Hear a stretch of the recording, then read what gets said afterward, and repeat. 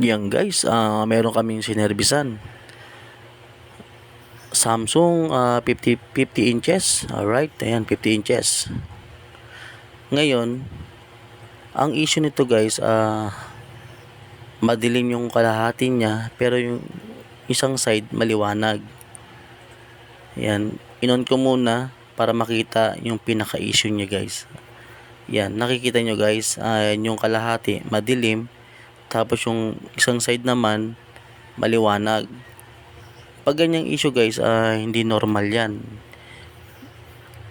Pwedeng backlights, pwedeng inverter. Ngayon, kailangan talaga buksan yan. Yan, tulad yan, binuksan ko siya para ma-check yung ilaw niya kung buo ba o may defect na.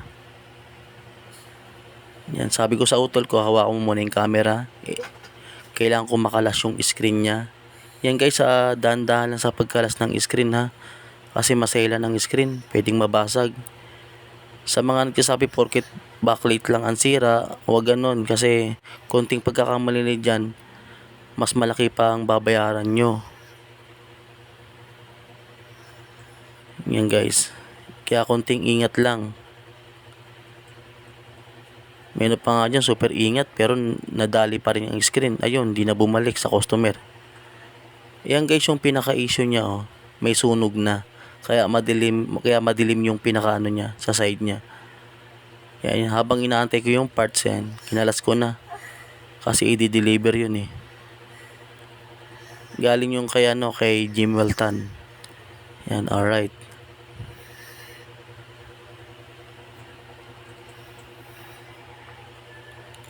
Yan, dumating na siya, pinatest ko sa utol ko kay Raymart Sisista.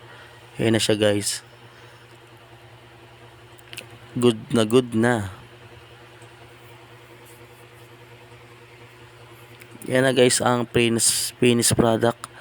Okay na yung features niya, malinaw na. Quality na. Alright, ayun no. Pwede na gamitin ulit ni customer.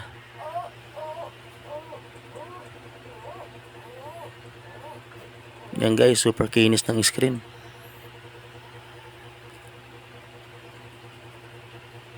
Yan guys, maraming salamat. Thank you for watching.